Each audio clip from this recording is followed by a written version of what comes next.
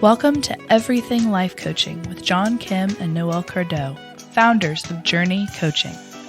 If you're inspired to begin your own life coaching practice or just want to learn a little bit more about what it's all about, visit JRNI.co. That's JRNI.co. Hey guys, today we're going to talk about the art of slowing down. And man, for me, this is going to be like a medicine. This is a prescription because I struggle with slowing down. Noelle, you're going to school me today on the art of slowing down, hopefully. I am, and I also wanna challenge your assumptions about yourself. Oh, nice. Well, okay, let's do it. Let's do it because I have always been the high strung, chasing his tail, and everyone has always said to me, "You gotta slow down. You gotta relax." And I still struggle with it today at 47. I think that has been historically true of you. Mhm. I think that that is accurate. And we talk a lot about hardcore coaching skills, and today I kind of wanted to um, step out from behind the curtain and show ourselves. And one of the things that I have observed of you as my friend, as my business partner, has been a profound slowing down, Mm. especially over the last year. In what way? In energy or in, like, what I'm choosing to do, like, my choices, or how do you see that? Curious. All Mm, of it, energetically, saying things like, "Hey, I need to set a boundary, I wanna spend more time with Logan," mm, um, choosing and crafting your life intentionally, thinking about how you wanna spend your time, what your days are going to look like, where you're putting your energy in terms of relationships and partnerships, and even just, from an energetic space, a lot of our conversations used to, and I'm saying like many years ago, sound like, John, here's what I have to tell you today. And you're like, squirrel. And yeah, that doesn't happen anymore. mm. We talk to each other, we hear each other. Guys, this is why, coaching is so powerful.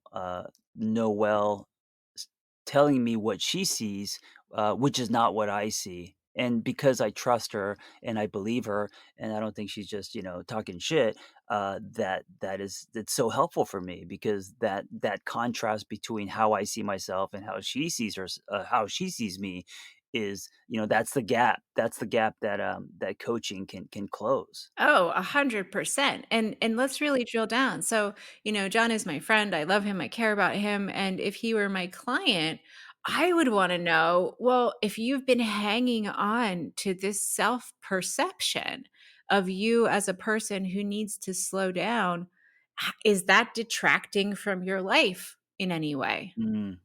Yeah, yeah, I mean, as she digs deeper, because I see myself as a squirrel still, and Noelle's saying, "No, you're more like a Labrador." I don't know what animal it is. Labrador. Um, I have to think about the animal, I really do, yeah, but we ho can we hopefully not a possum, but, no. or a sloth, but her telling me that and then also, saying why, so her backing up her perspective with facts, right? Because what I feel isn't truth, and what we all feel isn't facts, right? So, that is extremely helpful because now it makes me curious and it allows me to see myself in a different light, which which is Mhm. which is refreshing and which is where growth can live.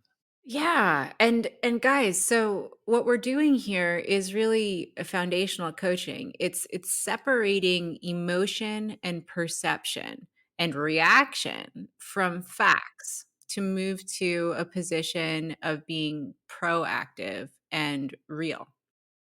Yeah, and it's almost impossible to do it by yourself.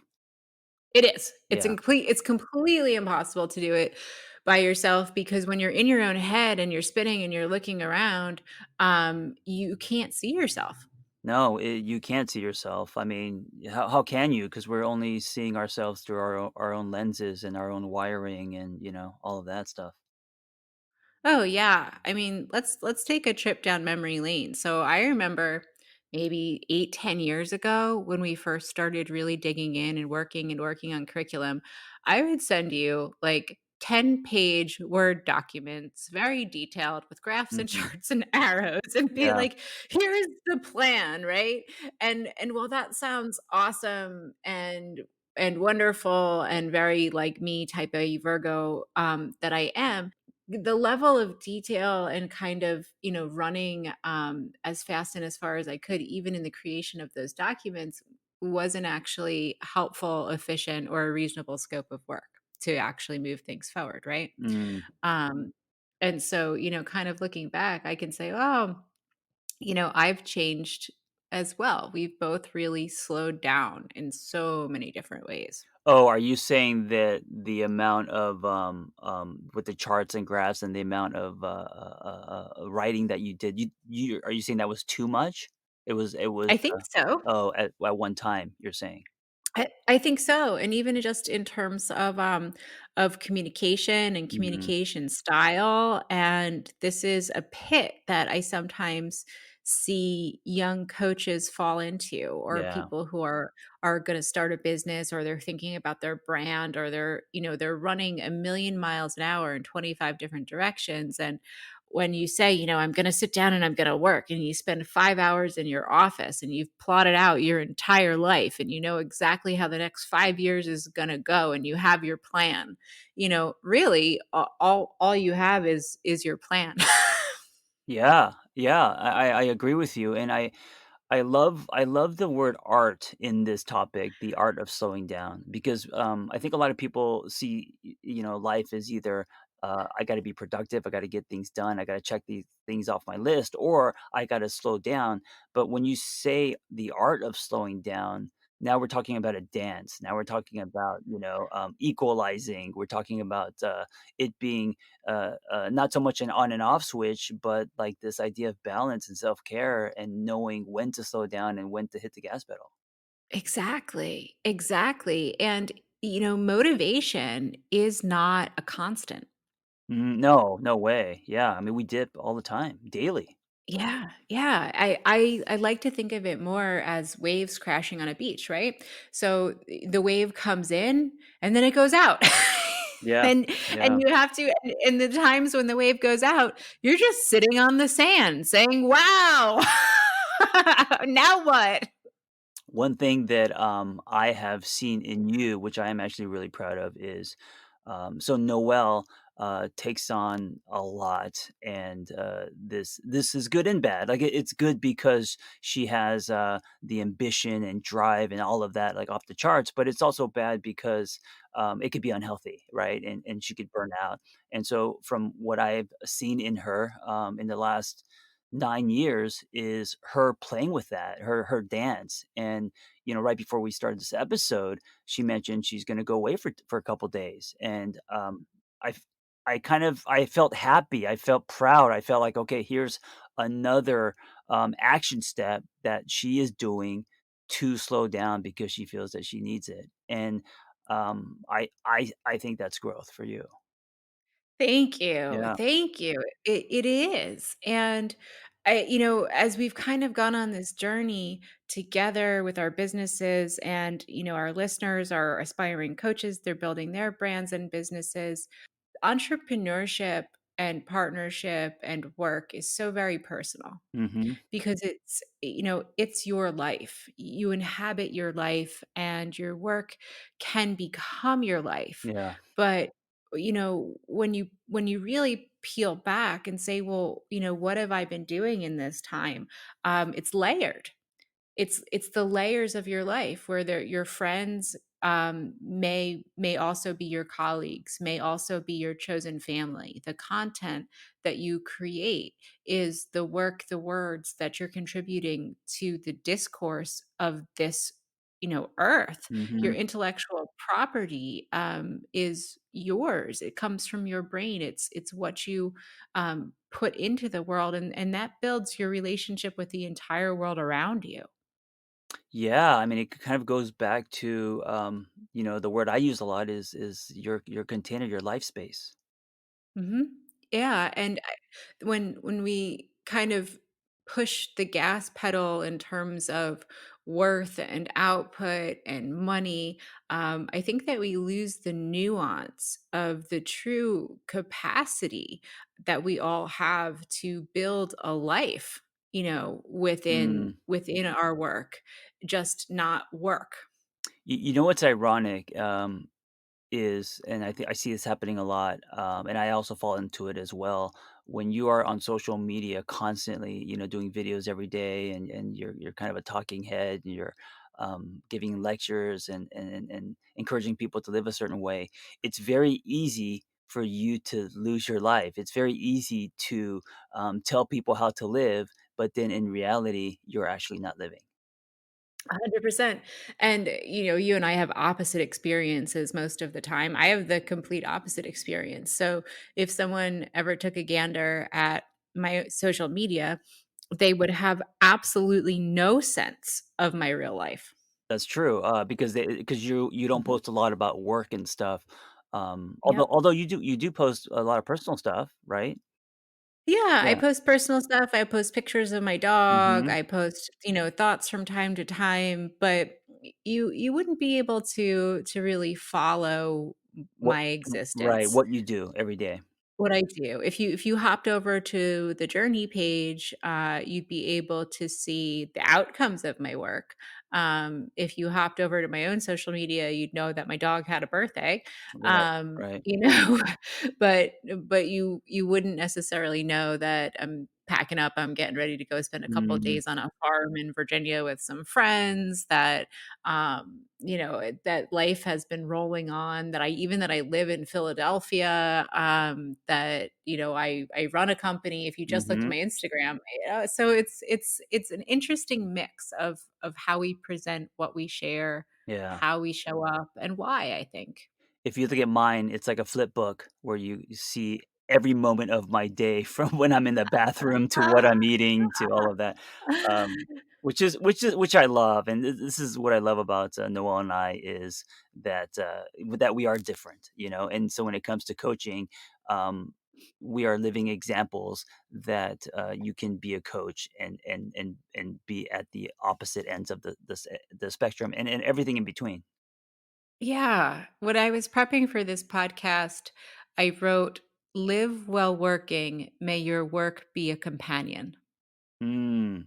What may your work be a companion, that's really interesting. Instead of may your work Yeah. be you. May your work not be tied to your worth. Yeah, and thinking about it in terms of companionship, is there's a separation. So fun fact, I spent a lot of time in some of my school years studying Marxist theory. Mhm. And Marx talks about the worker and how society tells the worker that your worth is inherent in your work. And I think that as we look at our society and we look at what's going on, there's kind of a great awakening right now where people are starting to say, I don't want to be my work anymore. Oh, yeah. Right now, that's huge right now with, the pandemic and the shakeup and people Mhm. being trapped at home. They're Mhm. reevaluating, I think, a lot of people right now.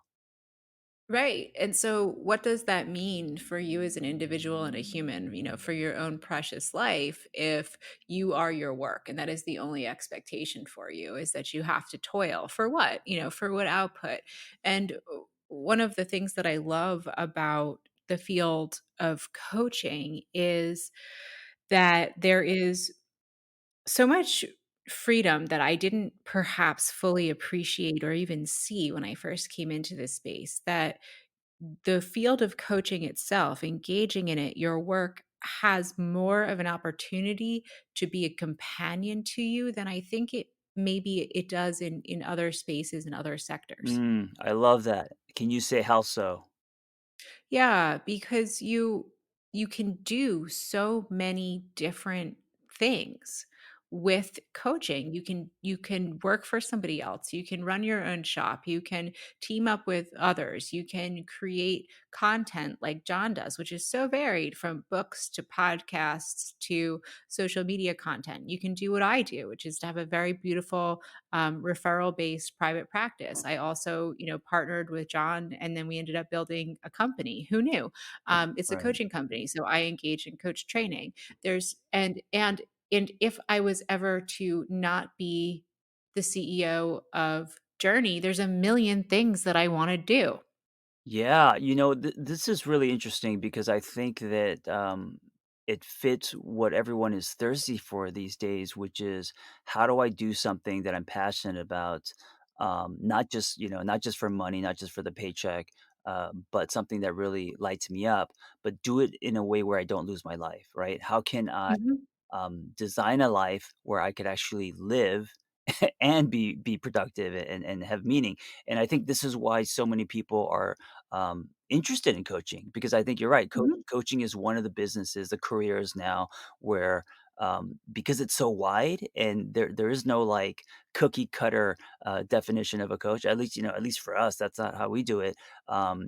You could completely create a career and a life that kind of blends and that has balance, and you could play with the art of of slowing down and living a meaningful life, but also making money while you're doing it.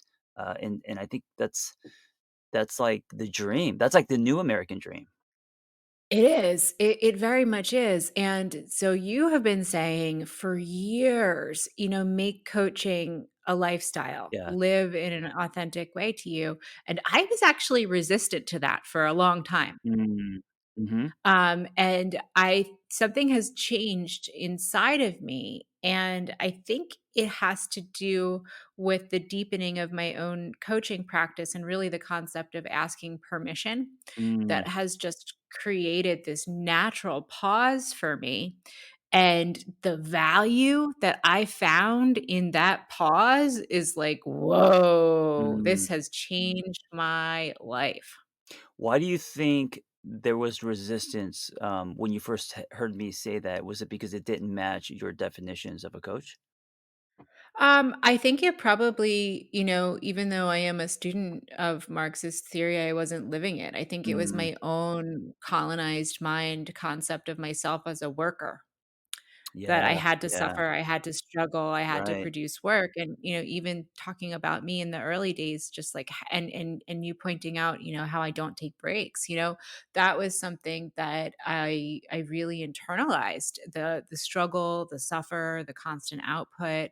And, when you create the space to actually slow down, even in the context of hard work, you create space around big decisions, difficult Mm. conversations, Mhm, listening, mhm, letting your nervous system calm down, asking permission. And that just, you know, working harder isn't, there's no trophy, right?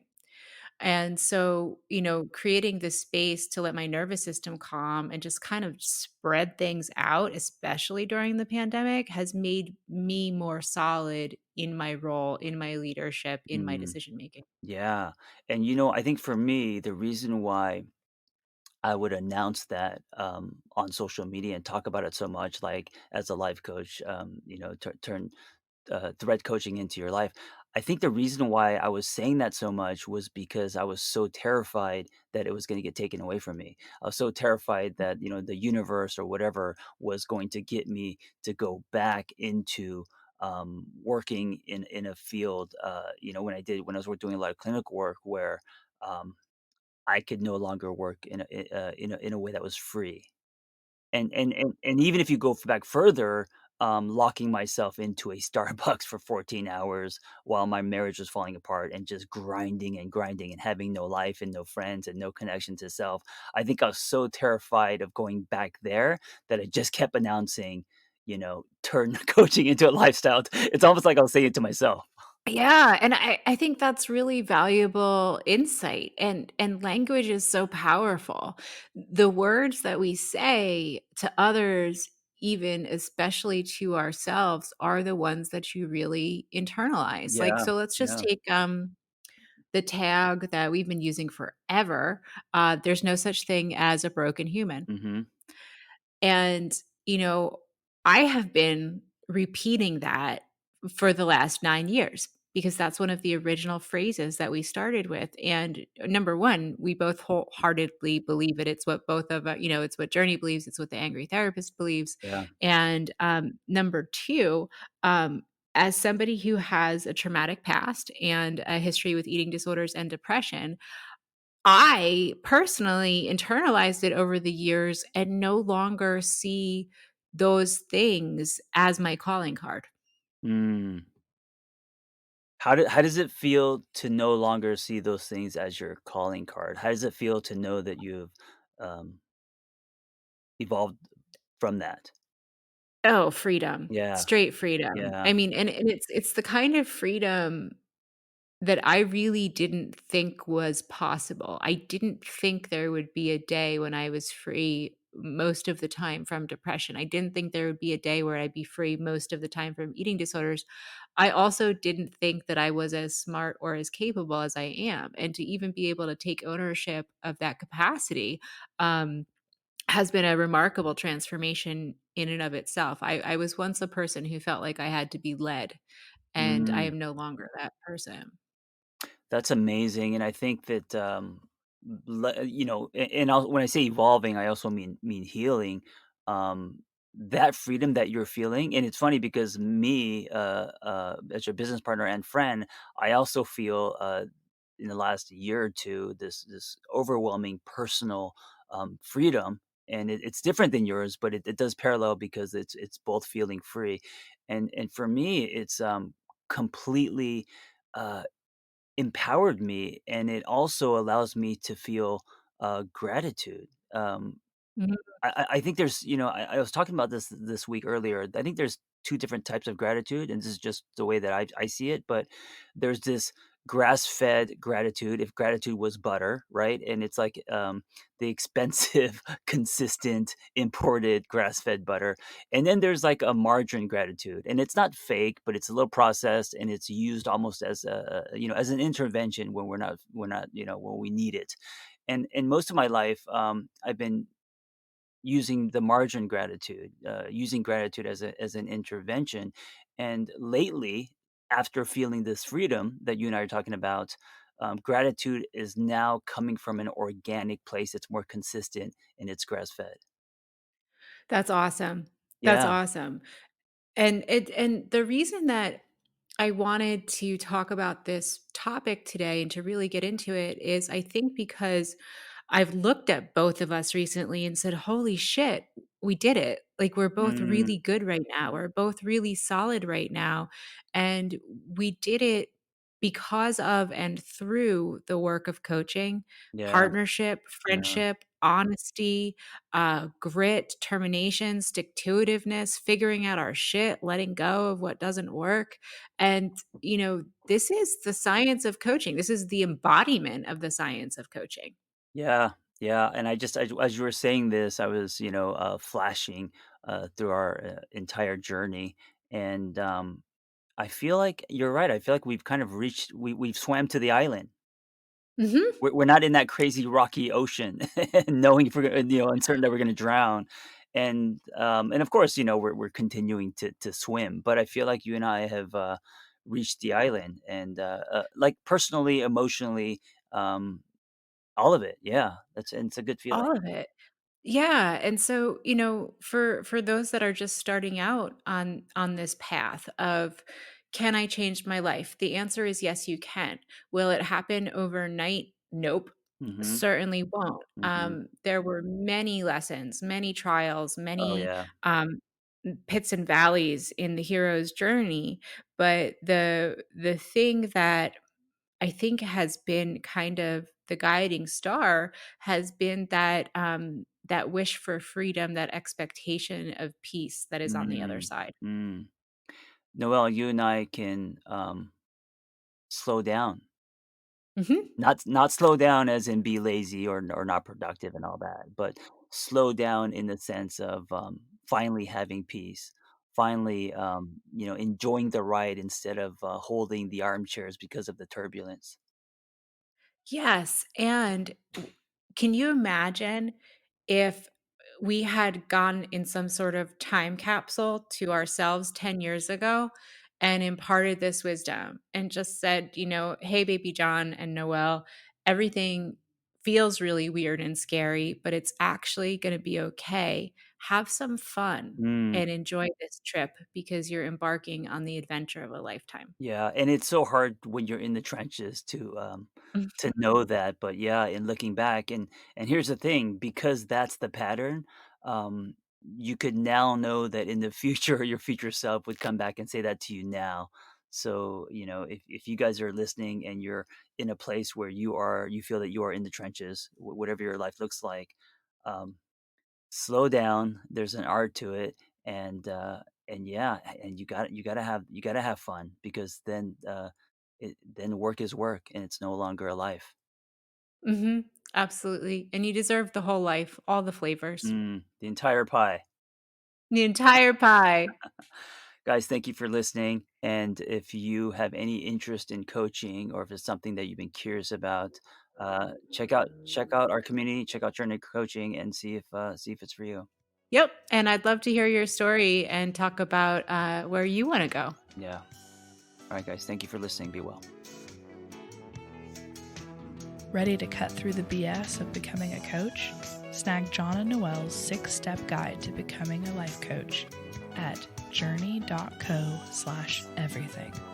That's JRNI.co/everything. If what you've heard here today speaks to you and you want to learn a little bit more about becoming a coach, visit JRNI.co, JRNI.co. We've graduated nearly 1,000 coaches and offer vibrant community, strong lifetime support, and world-class coaching education. We're fully ICF accredited and look forward to watching how you use coaching to make a bigger impact in the world around you.